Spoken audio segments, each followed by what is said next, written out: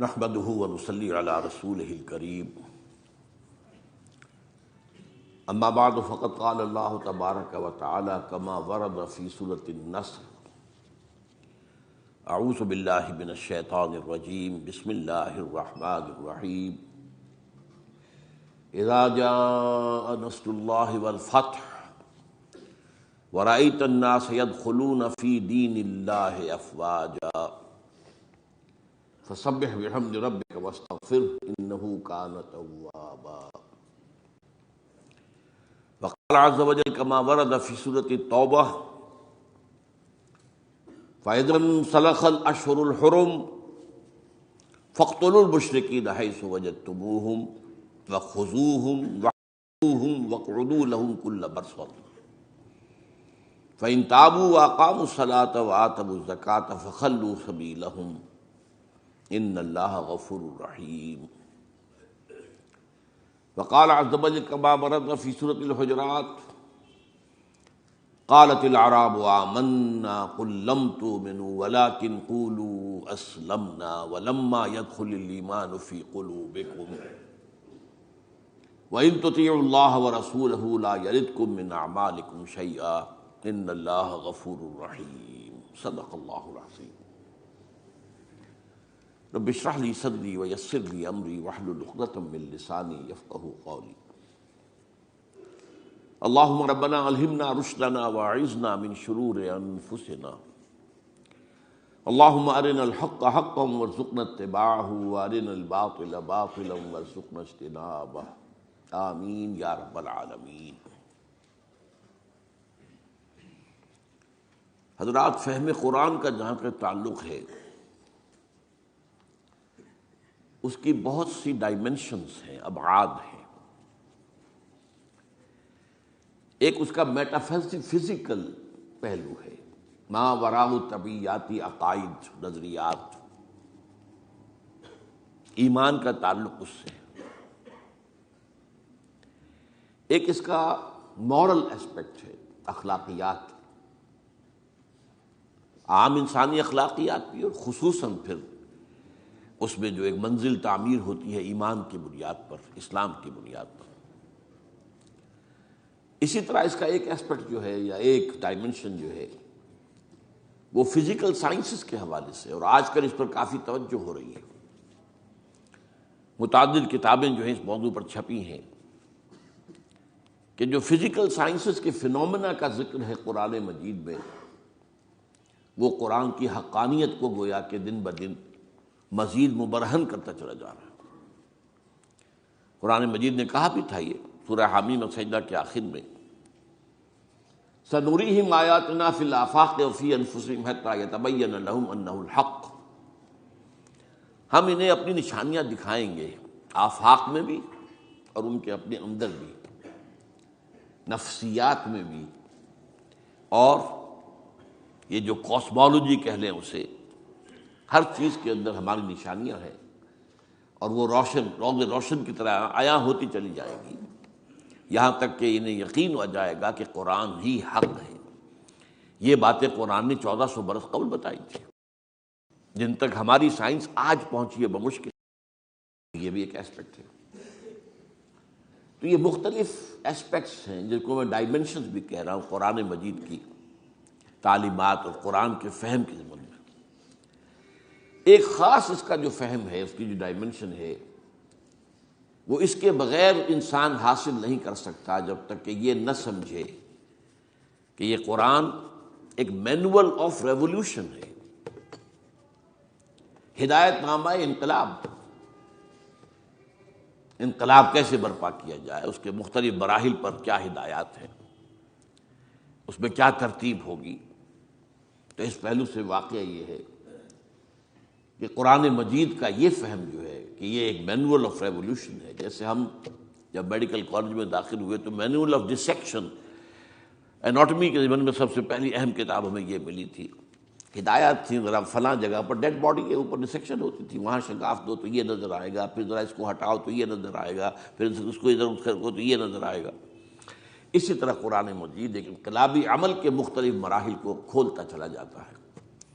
جب تک کوئی شخص اس پہلو سے قرآن پر غور نہ کرے، قرآن کا یہ خاص پہلو جو ہے فہم کا، وہ اس پر واضح نہیں ہو سکتا۔ اسی طرح سیرت النبی کا معاملہ ہے۔ سیرت النبی ایک ہے واقعات کے حوالے سے، ایک یہ کہ حضور کی جو خلق عظیم ہے، آپ کے اخلاق فاضلہ ہیں، ان کے حوالے سے ظاہر بات ہے کہ مختلف پہلو ہے سیرت النبی کے بھی، لیکن سیرت النبی کا بھی بعض پہلو ایسے ہیں اور بعض عقدے ایسے ہیں جو حل نہیں ہوتے جب تک یہ انقلاب کی بات سامنے نہ ہو، کہ مختلف مراحل تھے عمل انقلاب کے۔ یہ جو میں نے بارہ آپ کو بتایا، ٹائنبی نے فقرہ چست کر دیا، وہ پچھلی صدی کا عظیم ترین فلاسفر آف ہسٹری، ہسٹری اور ہے، فلاسفی آف ہسٹری اور ہے، دو مضامین علیحدہ ہیں۔ Muhammad failed as a prophet but succeeded as a statesman. اب اس جہالت کی بنیاد کیا ہے کہ اس کے سامنے وہ انقلابی عمل نہیں ہے، کہ یہ ایک انقلابی عمل کے دو سٹیجز ہیں، اور وہ سٹیجز کے بغیر انقلاب تکمیل نہیں پاتا۔ اسی کی تتبع میں منٹگومری واٹ نے 2 کتابیں لکھ ماری، محمد at Mecca, Muhammad at Medina, اور اگرچہ محمد ایٹ مدینہ نامی کتاب میں اس نے حضور کو جو ٹریبیوٹس پے کیے ہیں، جو آپ کی تعریف کی ہے، جو آپ کی تحسین کی ہے، واقعہ یہ ہے کہ وہ شاید کسی مسلمان اہل قلم سے بھی ممکن وجود میں نہ آ سکے، لیکن اصل کیا اس میں پھیر ہے کہ تضاد دکھایا ہے۔ محمد ایٹ مکہ کچھ اور تھے، محمد ایٹ مدینہ کچھ اور ہو گئے، وہی ٹائنبی کی بات۔ مکے والا محمد تو ملتا جلتا ہے حضرت یحییٰ سے، حضرت عیسیٰ سے علیہ السلام، مدینے والا محمد تو اور ہی کچھ ہے، جو سپہ سالار ہے، یہ تو صدر مملکت ہے، یہ تو چیف جسٹس ہے، یہ تو بڑا متضاد ہے۔ اسی طریقے سے واقعہ یہ ہے کہ ایک عام آدمی کے لیے بھی سوال سامنے آتا ہے کہ ایک تضاد نظر آ رہا ہے۔ مکے میں حکم یہ ہے چاہے تمہارے جسم کے ٹکڑے اڑا دیے جائیں، تم نے ہاتھ نہیں اٹھانا۔ مدینے میں آ کر آتا ہے کہ وہ اینٹ کا جواب پتھر سے دو۔ تضاد ہے کہ نہیں؟ تو ایک عام شخص جو ہے اس پہ اعتراض کر سکتا ہے۔ اسی طرح صلح حدیبیہ میں دب کر صلح کی جا رہی ہے، جبکہ صحابہ کرام کا خون کھول رہا ہے،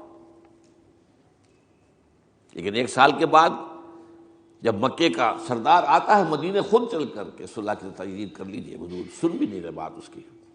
تضاد ہے کہ نہیں؟ یہ تضادات حل ہوتے ہیں اس سے کہ ایک انقلابی عمل تھا۔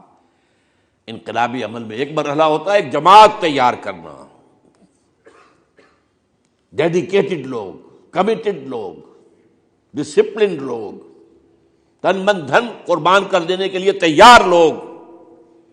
پہلا مرحلہ یہ ہے، اس کے تقاضے کچھ اور ہیں، اور دوسرے مرحلے میں اس طاقت کو ٹکرانا ہے، باطل کی قوت سے ٹکر لینی ہے۔ تو یہ 2 مرحلے ہیں، پہلے مرحلے کا تقاضا کچھ اور ہے، دوسرے مرحلے کا تقاضا کچھ اور ہے۔ تو اگر یہ ریولوشنری پروسیس سامنے نہ ہو تو یہ مسائل حل نہیں ہوتے۔ اسی طریقے سے یہ جو حضور کی ہی حیات طیبہ کے دوران ایک بغاوت کی سی کیفیت عرب کے اندر پیدا ہو گئی، اور بڑی زبردست خانہ جنگی ہوئی حضور کے وصال کے فوراً بعد۔ پھر خلفائے ثلاثہ جو ہیں وہ شہید کیے گئے۔ اس کا تاریخی پس منظر بھی آپ کو سمجھ میں نہیں آ سکتا، یہ کیوں ہے؟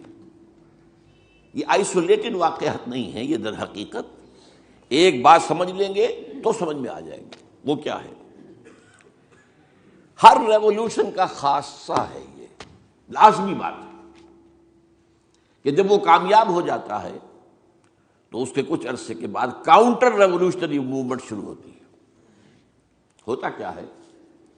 ایک جماعت انقلاب لانے کے لیے کھڑی ہوئی، اس نے قربانیاں دیں، اس نے سب تقاضے پورے کیے، جو مخالفین تھے وہ مخالفت کرتے رہے، مقابلہ کرتے رہے، ریزسٹ کرتے رہے۔ ایک جگہ پر آ کر محسوس کیا کہ اب ہم ریزسٹ نہیں کر سکتے، it's no use continuing resistance, لہذا سر جھکا لو بھائی۔ میں کہا کرتا ہوں اس کو پنجابی میں جو کہتے ہیں نیوی پاؤ، اس وقت تو جو ہے سر جھکا لو، لیکن ذرا وقت ملے گا پھر ہم ذرا موقع محل دیکھ کر وار کریں گے۔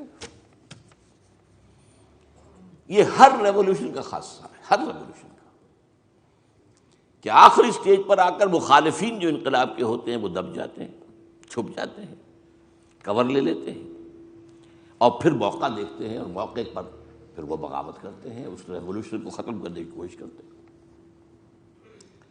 یہ چیز جو ہے اگر آپ کو سمجھ میں آ جائے تو در حقیقت وہ واقعات جو ہیں جن کی طرف میں نے اشارہ کیا کہ حضور کی زندگی ہی کے اندر وہ آثار شروع ہو گئے تھے۔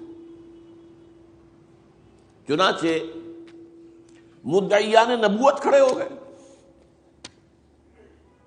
آپ کو معلوم ہے طلیحہ اسدی، مسیلمہ کذاب یمامہ کا، اسود عنسی، سجا ایک عورت، اپنے اپنے علاقوں میں انبیاء نبی ہیں۔ انہوں نے سوچا یہ محمد کو اتنی بڑی کامیابی نبوت سے حاصل ہو گئی صلی اللہ علیہ وسلم، دعویٰ نبوت ہی تھا نا، آؤ نا ہم بھی سیر کریں کوہ طور کی، چلو دعویٰ کرو تم۔ اور ان کے گرد خاصی بڑی بڑی طاقتیں جمع ہو گئی تھی، کافی بڑی بڑی طاقتیں جمع ہو گئی تھی۔ چنانچہ مسیلمہ کذاب نے تو جو رزسٹ کیا ہے، کیونکہ بالآخر جو ہے یہ ایک نبی نبوت کا دعویٰ کرنے والا مرد مسیلمہ اور ایک عورت سجا، ان دونوں نے آپس میں شادی بھی کر لی تھی، وہ تو ڈبل نبوت ہو گئی پھر۔ اور ان کی بہت بڑی طاقت تھی، بہت بڑی طاقت۔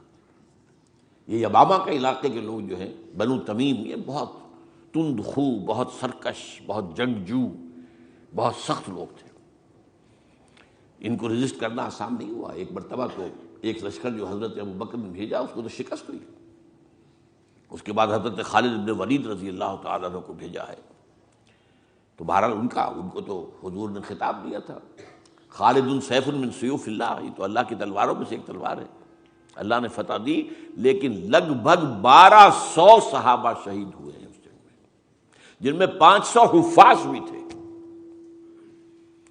چنانچہ اسی سے اندیشہ پیدا ہوا تھا کہ یہ تو قرآن مجید ضائع ہو جائے گا، ابھی تک ہمارے پاس کتابی شکل میں تو ہے نہیں، در چھپے ہوئے نسخے چھاپا کھانا کا سوال ہی نہیں تھا، اصل حفاظت اس کی سینوں کے ذریعے سے ہو رہی تھی۔ اگر حفاظ کا یہ معاملہ ہوا تو قرآن مجید ضائع نہ ہو جائے۔ اس پر حضرت ابوبکر سے کہا گیا کہ آپ اس قرآن کو جمع کروائیں اور اسے ایک کتابی شکل دیں۔ پہلے ریلکٹنٹ رہے ہوئے حضرت ابوبکر کہ جو کام حضور نے نہیں کیا میں کیوں کروں، لیکن پھر جب دلائل سامنے آئے کہ واقعتاً تقاضا ہے تو آپ نے مانا۔ پھر جو بھی کاتبان وحی تھے حضور کے زمانے سب کو جمع کیا، اور زید بن ثابت رضی اللہ تعالیٰ عنہ کو ان کا جو ہے چیئرمین بنایا اس کمیٹی نے۔ پھر جس کے پاس قرآن مجید لکھا ہوا کچھ تھا، کسی کے پاس اونٹ کی جو یہ اسکیپولا ہوتا ہے، یہ شانے کی ہڈی بڑی چوڑی ہوتی ہے تختی کی طرح، کسی نے اس پر کچھ لکھا ہوا ہے، کسی نے کوئی چمڑے کے اوپر کچھ لکھا ہوا ہے، کسی نے کسی کپڑے پہ لکھا ہوا ہے، کسی نے کوئی کاغذ مل گیا تو کیا ہی کہنے ہیں۔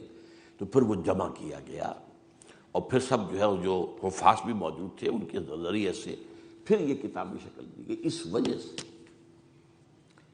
تو یہ جو ایک زبردست قسم کی تحریک اٹھی تھی وہ کیوں اٹھی تھی؟ اب اس کا تجزیہ کیجیے۔ اصل میں نے جو آیات آپ کے سامنے پڑھی کیوں پڑھی اس حوالے سے، پہلی بات تو نوٹ کیجیے، اذا جاء نصر اللہ والفتح ورأیت الناس يدخلون فی دین اللہ افواجا، جب اللہ کی مدد آ گئی اور فتح ہو گئی اور آپ نے دیکھا کہ لوگ اللہ کے دین میں فوج در فوج داخل ہو رہے ہیں، یہ جو فوج در فوج داخل ہونے کا فینومینن ہے، کیا اس میں یہ بات سمجھ میں آتی ہے کہ سب کے سب خالص مخلص مومن تھے؟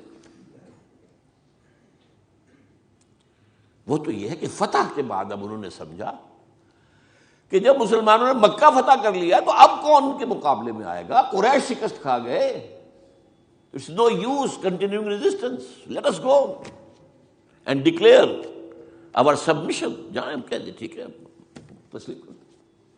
تو یہ دین میں داخل ہونا تھا، یہاں لفظ ایمان نہیں لایا گیا، اس نظام اطاعت میں شامل ہو گئے. اس کو نوٹ کیجیے اس بات کو.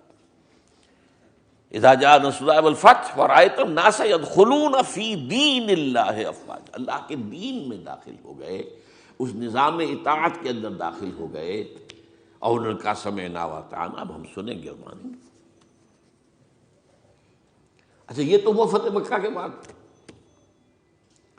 اس کے 1 سال کے بعد جب سورہ توبہ نازل ہو گئی اور مشرکین عرب کو آخری مہلت دے دی گئی، صرف 4 مہینے کی مہلت ہے، یا ایمان لاؤ یا تمہارا قتل عام ہو جائے گا.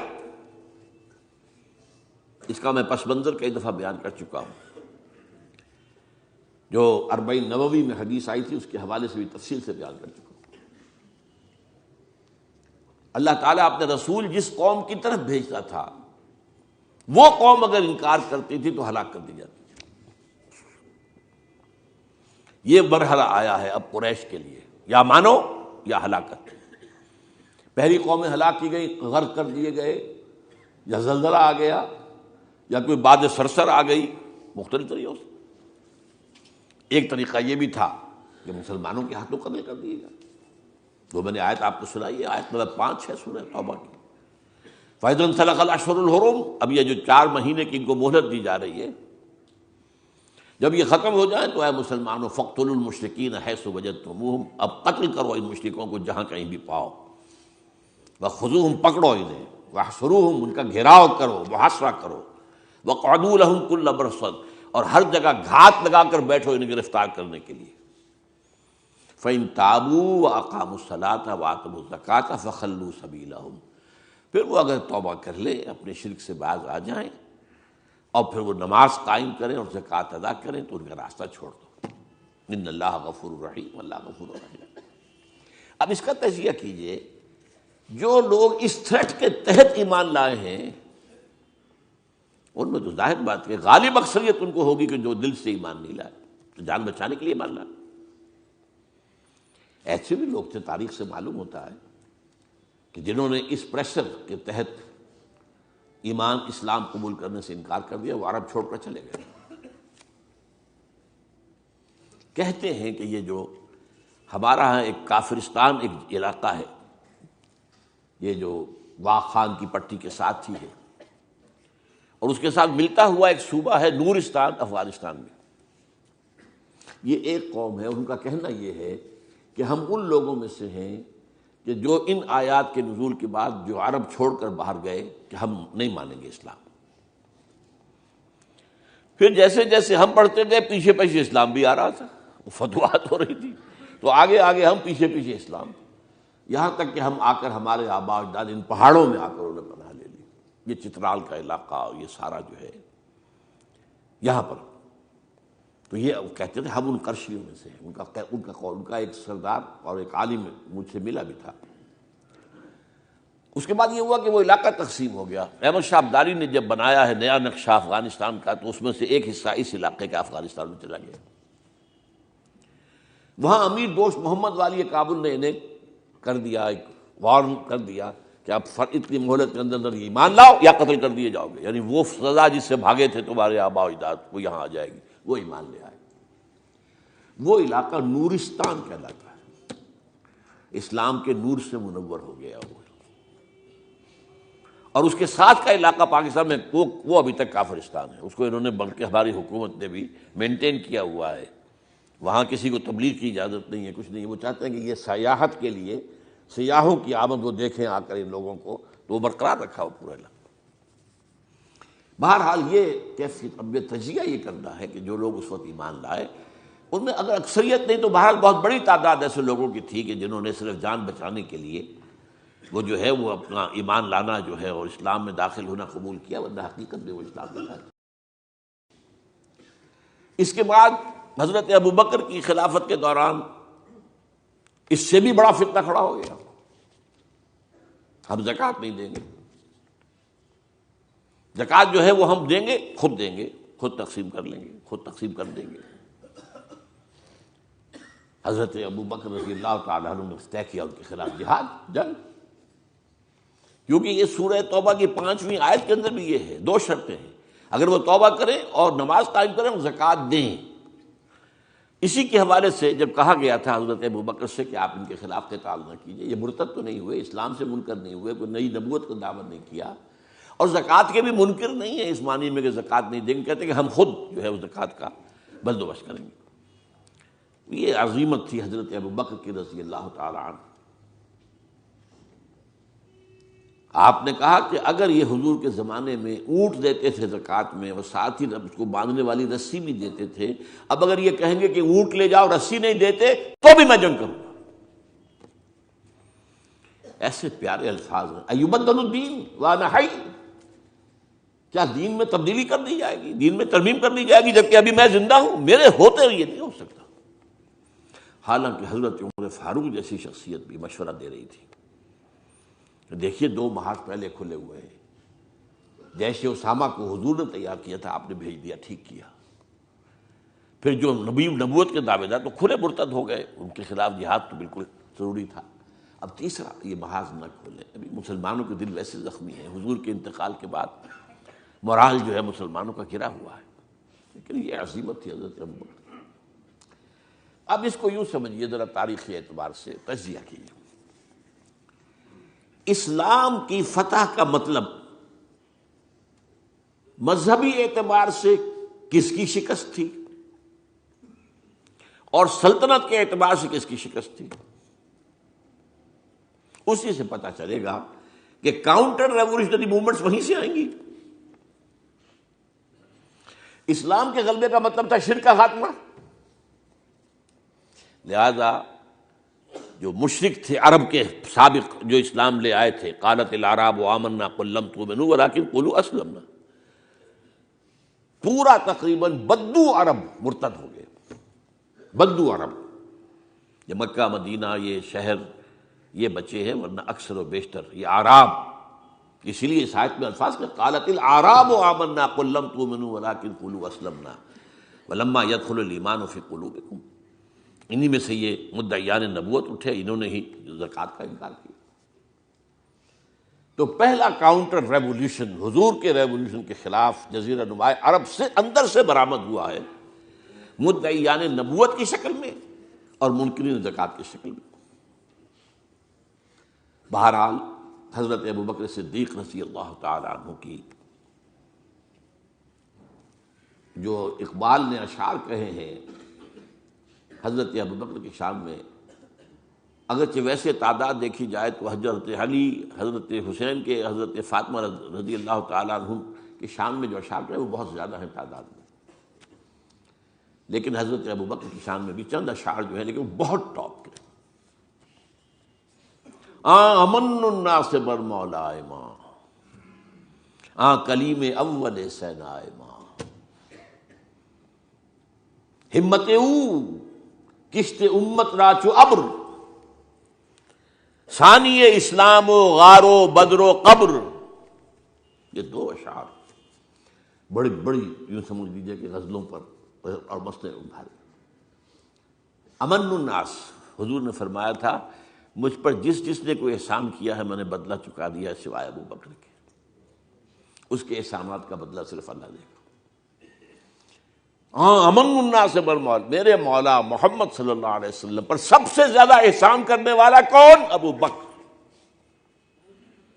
اور کلیم اول سینائے ماں، جیسے صحرائے سینا پر، کوہ سینا پر حضرت کلیم اللہ سے ہم کلام ہوئے، تو نبوت محمدی کے پہاڑ پر سب سے پہلے ابو بکر آئے۔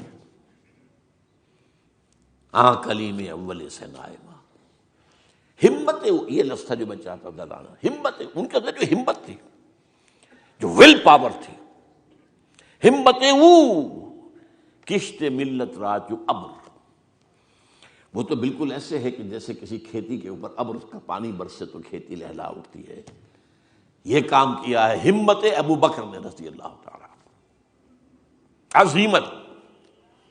اور پھر جو بات کہی ہے ثانی اسلام و غار و بدر و قبر، پورے دیوان اسے ایک مصرے کے اوپر جو ہے نثار کر دیے جائیں۔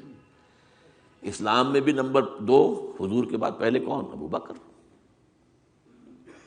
غار میں نمبر 2، غار ثور میں حضور کے ساتھ کون؟ ابو بکر۔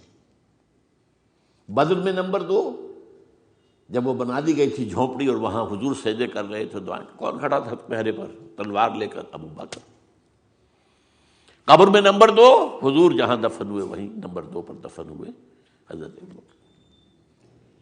بہرحال یہ جو پہلا کاؤنٹر ریولیوشنری موومنٹ تھی جو عرب سے اٹھی ہے، حضرت ابو بکر کی ہمت و عزیمت نے اس کو کچل کر اور گویا کہ کنسولیڈیٹ کر دیا اثر نو ریولیوشن آف محمد صلی اللہ علیہ وسلم کو۔ وہ انقلاب پھر محکم ہو گیا، مستحکم ہو گیا، اور اب حضرت عمر کے حوالے ہو گئی بات۔ اچھا، مذاہب میں کس مذہب نے سب سے زیادہ زک اٹھائی اسلام سے؟ پہلے شرک، دوسرا یہودیت۔ عیسائیت سے تو مقابلہ ہوا ہی نہیں، کوئی جنگ نہیں ہوئی ہے عیسائیوں سے۔ غزوہ موتا ہوا لیکن وہ بھی آخری دنوں میں، اور میں کئی دفعہ بیان کر چکا ہوں کہ عیسائیوں کا طرز عمل مسلمانوں کے ساتھ بہت بہتر تھا۔ نجاشی نے پناہ دی تھی، ہرقل جو ہے تیار تھا اسلام لانے کے لیے۔ ہرقلیس چاہتا کیا تھا؟ جیسے سن 300 عیسوی میں قسطنطین جو ایمپرر تھا روم کا، وہ عیسائی ہو گیا اور پوری مملکت عیسائی ہو گئی، تو نظام انٹیکٹ رہا، ایمپرر جو کا تو قائم رہا۔ اگر صرف ایمپرر قبول کرتا پوری قوم نہ کرتی تو معاملہ فساد ہو جاتا۔ وہ یہ چاہتا تھا کہ اب میری پوری قوم میرے ساتھ جو اسلام لے آئے۔ وہ ایک لمبی بات ہے، اس وقت تفصیل میں نہیں جا سکتا، بہت پیاری حدیث ہے، بڑی طویل، جو اس کا مکالمہ ہے، جو کہ اس نے ابو سفیان سے اس وقت تک ایمان وہ نہیں لائے تھے۔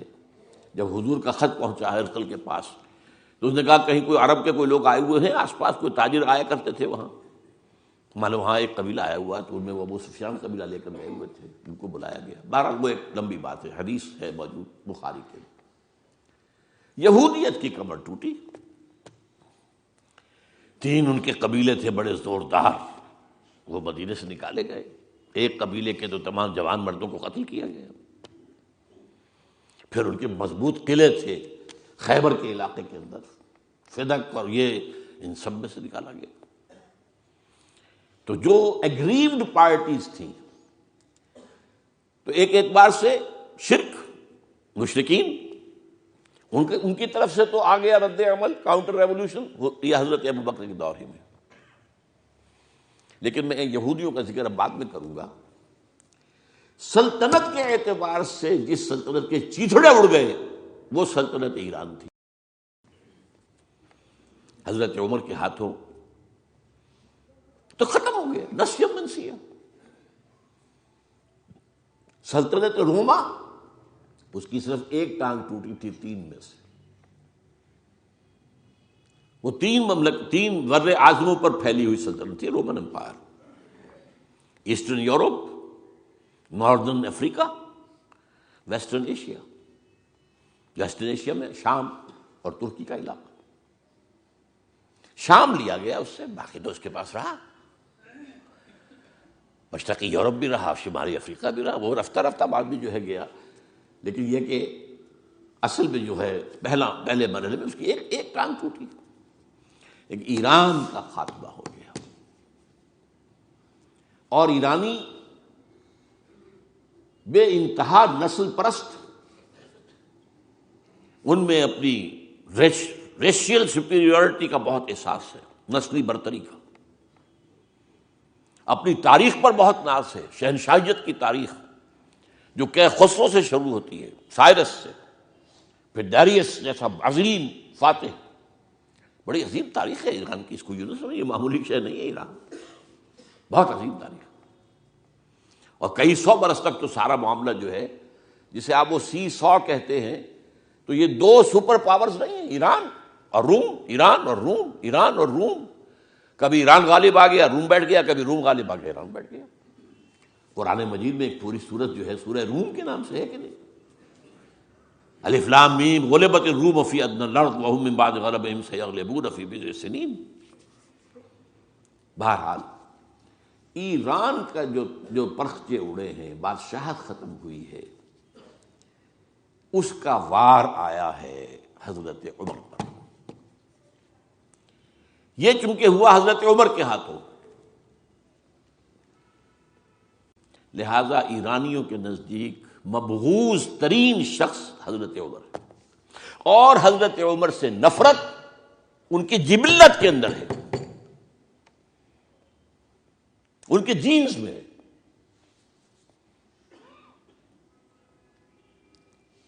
چنانچہ کس نے شہید کیا حضرت عمر کو؟ ابو لولو فیروز،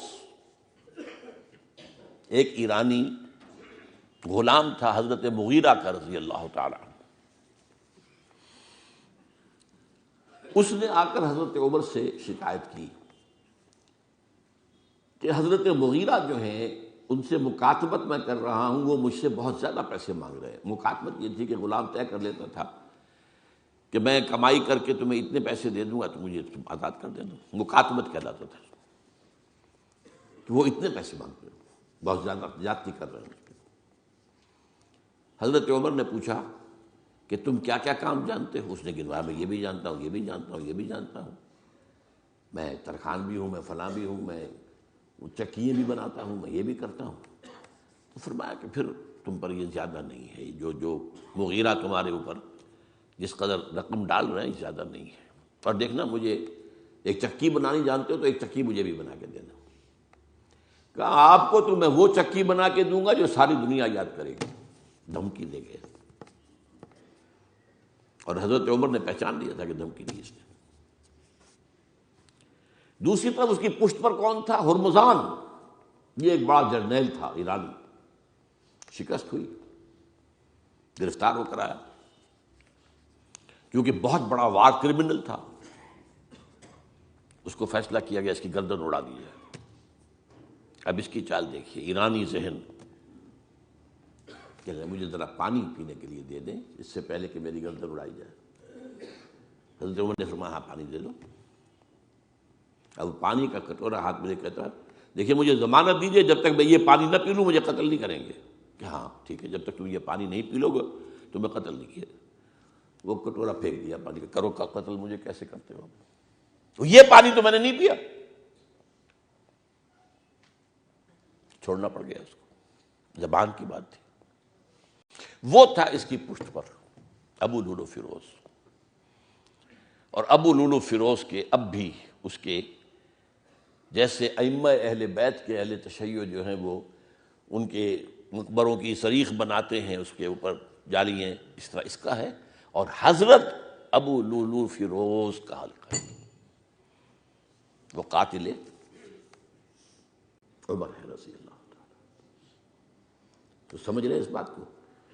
جو بھی اگریوڈ تھے وہیں سے کاؤنٹر اٹیک آنا تھا نا۔ اب آئیے یہود کی طرف۔ ظاہر بات ہے کہ جزیرہ نما عرب سے یہودیت کا خاتمہ ہو گیا۔ اس کے بعد مجھے اکثر اس معاملے میں یاد آ جایا کرتی ہے ایک پکچر کبھی کسی زمانے میں دیکھی تھی، ہیلن آف ٹرائے۔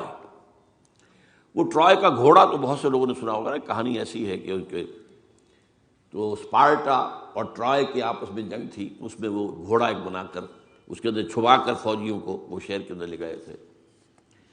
اس جنگ میں ایک موقع پر جو ان کا سب سے بڑا یونانیوں کا جو سب سے بڑا سردار تھا، وہ جو ان کا سب سے بہادر شمار ہوتا تھا، وہ قتل ہو گیا۔ تو ایک یونانی جو ہے دوسرا سردار کھڑا ہو کر کہتا ہے so this is the end of Greek bravery but not of Greek treachery. یہ یونانیوں کی بہادری کا تو خاتمہ ہو گیا اس شخص کی موت کے ساتھ، یونانیوں کی عیاری تو ختم نہیں ہوئی نا۔ تب اس نے پھر یہ پہلے تو پسپائی کروا لی، سب کے سب چلے گئے۔ اب یہ ٹرائے والے دیکھ رہے جا رہی ہیں فوجیں چلی گئیں، جہازوں میں بیٹھ کے بھی روانہ ہو گئے۔ پھر کچھ عرصے کے بعد واپس آئے، خفیہ طور پر گھوڑا بنا کر لائے بہت بڑا، اس کے پیٹ میں اپنے فوجی بھرے۔ اب وہ جو ہے لوگوں نے دیکھا بعد میں ٹرائے کا گھوڑا ہے، اس کو لوگ اندر لے گئے، وہ خوشیاں منا رہے ہیں فتح کی۔ رات کو جب وہ شراب کے نشے میں دھت ہو چکے ہوئے تھے، وہ اس میں سے نکلے، پیٹ میں سے انہوں نے قتل کیا ہے۔ تو وہ ٹریچری ہے۔ تو یہودیوں کی بریوری تو ختم ہو گئی جبکہ خیبر فتح ہو گیا اور وہاں کے بڑے بڑے قلعے حضرت علی رضی اللہ تعالیٰ عنہ کے دست مبارک سے اور ان کا بہت بڑا مرحب، بہت بڑا سردار، بہت بڑا طاقتور، وہ قتل ہوا حضرت علی کے ہاتھ رضی اللہ تعالیٰ، بٹ ناٹ دی جوش ٹریچری. وہ ٹریچری اب شروع ہوتی ہے حضرت عثمان کے زمانے میں. عبداللہ ابن سبا ایک یہودی ہے یمن کا، وہ اسلام کا لبادہ اوڑھ کر اسلام میں آ گیا مدینے میں. یہاں اس نے اس معاشرے کا خوب تجزیہ کیا، یہاں کیا کیا چیزیں ہیں، کون کون سی فورسز ایٹ پلے ہیں، میں کس دکھتی رگ کو چھیڑ سکتا ہوں. میں نے محسوس کیا کہ بنو ہاشم اور بنو امیہ کی بڑی پرانی جو ہے جب قلش اور مسابقت، ایک طرح کا مقابلہ قریش کے ان دو بڑے گھرانوں کے اندر، یہ ان کی ہڈیوں کے اندر ہے، اس کو اٹھایا. اب عجیب بات اصل میں یہ ہے کہ خلیفہ اول نہ بنو امیہ میں سے تھے نہ بنو ہاشم میں سے. بنو ہاشم اور بنو امیہ کا معاملہ تھا. قریش تو سب ہے، جیسے وٹو بہت بڑا قبیلہ ہے، ان میں مانے کے، لالے کے، شامد کے، یہ پھر ایک ایک شخص کے نام سے ہوتے. لالے کے کوئی لالا ان میں سے ہوگا، اس کے لالے والے ہو گئے. شامد کوئی شاہ محمد ہوگا، اس کے اولاد جو ہے وہ شامد کے ہو گئے. تو یہ مانے کے لالے کے، یہ سب کیا وٹو ہیں. تو قریش جو ہے ایک بڑا قبیلہ تھا، اس میں گھرانے یہ تھے بنو امیہ، بنو ہاشم. حضرت ابو بکر نہ بنو ہاشم میں سے تھے نہ بنو امیہ میں سے تھے، بنو تیم میں سے تھے، چھوٹا سا قبیلہ تھا. حضرت عمر بھی نہ بنو ہاشم میں سے تھے نہ بنو امیہ میں سے تھے، بنو عدی میں سے تھے. اب یہ حضرت عثمان تھے کہ جو بنو امیہ میں سے تھے. یہاں سے اس نے اٹھائی بات اور ایسی ایسی باتیں شروع کی جو عوام جو ہیں، جو پورا رسوخ فی العلم حاصل نہیں ہوتا، وہ اس کے اندر بہہ جاتے ہیں. دیکھو یہ کیسے ہو سکتا ہے کہ ہمارے نبی جو ہیں وہ تو زمین میں دفن ہیں اور عیسیٰ جو ہے آسمان پر بیٹھے ہیں، اور عیسیٰ تو دوبارہ آئیں گے اور ہمارے نبی نہیں آئیں گے وہ بھی آئیں گے. اور ہر نبی کا ایک وصی ہوتا ہے، محمد کا وصی علی ہے، اسے ہونا چاہیے خلیفہ، وہ بنو ہاشم میں سے. باقی جو بھی خلیفہ بنا ہے غاصب ہے، ابو بکر غاصب، عمر غاصب، اور اب جو ہے سب سے بڑا غاصب نہیں غصاب کہہ لیں اس کو، وہ تو بنو امیہ میں سے عثمان. ہاؤ کم، کیسے خلافت اس کی؟ اور اس نے اس تک بات بڑھائی ہے کہ حضرت علی تو خدا ہیں، اوتار ہیں خدا کا. یہ ساری چیز آج بھی یا علی مدد کا نعرہ جو لگ رہا ہے، یہ وہی سبائیت کے اثرات ہیں. یا اللہ مدد کا نعرہ نہیں لگاتے، یا محمد مدد کا نعرہ کوئی نہیں لگاتا، یا علی مدد. تو یہ ساری چیزیں جو ہیں سمجھنے کی. حضرت علی رضی اللہ تعالیٰ عنہ کے بارے میں غالب بھی کہتا ہے مشغول حق ہوں بندگی بوتراب میں. بوتراب حضرت علی، ان کی بندگی کرتے ہوئے میں اصل میں اللہ کی بندگی، میں ان کی بندگی کرتا ہوں گویا کہ اللہ کی کرتا ہوں.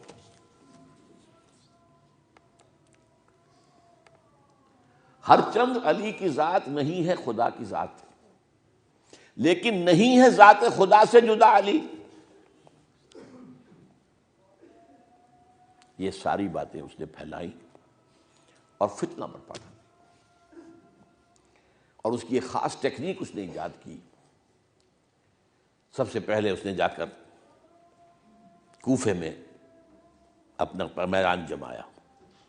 حضرت عثمان کے بارے میں تو اپنا بہت ہی، وہ تو اپنے رشتہ داروں کو پالتا ہے، ان کو عہدے سارے اپنے رشتہ داروں کو دے دیے ہیں، اور انہیں دولت انہیں دیتا ہے، یہ کرتا. معاذ اللہ معاذ اللہ. وہاں پہ ذرا کسی نے جو وہاں کے گورنر تھے ذرا بات پرس کی، تو وہاں اپنے ہم خیال چھوڑ کر شام چلا گیا، وہاں جا کے وہی بات. وہاں ایک گروپ بنا لیا، پھر مصر چلا گیا، وہاں جا کر وہی بات. اب ظاہر بات ہے اس زمانے میں نہ کوئی ٹیلی کمیونیکیشن، نہ کوئی ٹیلی فون، نہ کوئی تار، کوئی اطلاعات کا وہاں پہنچنا وغیرہ. اس میں یہ ہے کہ وہ فتنہ تو جنگل کی آگ کی طرح بڑھ گیا. اس کا معالجہ کرنے والا جو ہے، اس میں حضرت معاویہ نے کہا بھی رضی اللہ تعالیٰ عنہ، آپ ہمیں اجازت دیں ہم آ کر کچل دیں ان کو. گورنر تھے شام کے، انہوں نے کہا میں فوجیں لے کر آتا ہوں ان کو کچل دیتا ہوں. حضرت عثمان فرماتے نہیں، جب تک یہ کوئی ایسا جرم کر نہ دیں کہ جس پر کو وہ گویا کہ زد میں آ جائیں، قانون کی زد میں. اگر یہ مجھے قتل کرنا چاہتے ہیں قتل کر دیں، پھر اس سے قصاص لے لینا، لیکن جب تک یہ قتل کرتے نہیں تو میں کس جرم میں انہیں ماروں. عمرو بن العاص کی طرف سے آتا رہا، لیکن نہیں. بہرحال یہ فتنہ اتنا بڑھا اتنا بڑھا اتنا بڑھا، مدینے میں حضرت علی کہتے رہے آپ ہمیں اجازت دیں، ہم ان کو ختم کریں. نہیں، یہ ایک علیحدہ بات ہے. میری کتاب جو ہے شہید مظلوم کا مطالعہ کیجیے، آپ اس کی تفصیل میں جانے کا یہ موقع نہیں ہے. یہ کتنی بڑی عظیمت ہے. لوگ سمجھتے ہیں کہ یہ تو بڑی کمزوری دکھائی حضرت عثمان. میں کہتا ہوں اس سے بڑی عظیمت کوئی نہیں ہو سکتی. انہوں نے کہا میں کسی کلمہ گو کی جان لینے کو تیار نہیں ہوں جب تک کہ اس کے اوپر کوئی جرم ثابت نہ ہو جائے. کلمہ گو ہے، آپ اندازہ کیجئے، اس پر اڑے رہنا، ڈٹ جانا. یہ تو وہی بات ہے جو حابیل نے کہی تھی اپنے بھائی سے قابیل سے کہ بھائی جان اگر آپ مجھے قتل کرنے کے لیے ہاتھ بڑھائیں گے تو میں تو اپنا ہاتھ نہیں اٹھاؤں گا آپ کو قتل کرنے کے لیے. میں تو چاہتا ہوں کہ آپ اپنے گناہوں کے ساتھ میرے گناہ بھی لے جائیں. مجھے قتل کر دیں گے تو میرے گناہ جو ہے سارے آپ کے خاطر ہو جائیں گے. حضرت عثمان ہزارہا مربع میل کا رقبہ ہے جس کے اوپر کہ ان کی حکومت چل رہی ہے، اور فوجیں ہیں مصر سے اور دمشق سے بار بار اجازت مانگ رہی ہیں. یہاں حضرت طلحہ، حضرت زبیر، حضرت علی اجازت مانگ رہے ہیں. نہیں، جب تک یہ کوئی جرم کر نہ لیں اس وقت تک نہیں. جب یہ جرم کر لیں گے پھر تم لے لینا، اس سے قصاص سزا دے دینا. چنانچہ آخری وقت تک بھی یہ ہوا ہے کہ حضرت علی کے دونوں صاحبزادے حضرت حسن، حضرت حسین، حضرت عثمان کے دروازے پر کھڑے پہرا دے رہے تھے. عبداللہ ابن زبیر پہرا دے رہے تھے، لیکن وہ جو بلوائی تھے وہ پچھلے پچھواڑے سے کہیں دیوار پھلانگ کے گئے، انہوں نے حضرت عثمان کو شہید کیا رضی اللہ تعالیٰ. یہ ہے اصل میں یہودیت کا بیک لیش، یہودیت کا انتقام. اور جو سازشی ذہن اللہ نے ان کو دے رکھا ہے اس میں کوئی شک نہیں. ذہین انتہائی تباہ قوم ہے، لیکن ان کا جسے ہم کہتے ہیں ایول جینیس، تو ان کی ذہانت کا جو ہے میدان سازش، اور اس میں اتنے ماہر ہیں کہ وہ زخم لگایا ہے اسلام کو، جسد ملی کو. ابھی تک اس سے خون نکل رہا ہے.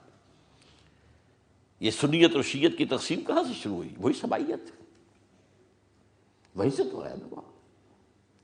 حالانکہ جب حضرت علی کی بیعت ہو گئی ہے تو حضرت علی نے پھر عبداللہ ابن سواد سے کہا توبہ کرو، تم کہتے ہو کہ میں خدا ہوں، توبہ کرو ورنہ میں تمہیں زندہ جلا دوں گا. نہیں، تم ہماری جتنی چاہے آگ مالو، ہم کہتے تم اللہ ہو. اسے 40 آدمیوں سمیت حضرت علی نے زندہ جلوایا، اور یہ بات اہل تشیع کی کتابوں میں لکھی ہوئی ہے. بدقسمتی سے آج کل اگر کوئی بات کی جاتی ہے عبداللہ ابن سبا کے خلاف تو وہ سمجھتے ہیں کہ یہ شیعت کے خلاف بات ہو رہی ہے. حالانکہ حضرت علی نے تو خود ان کی اپنی کتابوں کے مطابق عبداللہ ابن سبا اور اس کے 40 ساتھیوں کو زندہ جلایا. تو خدا ہے، تو ہمیں آزما رہا ہے.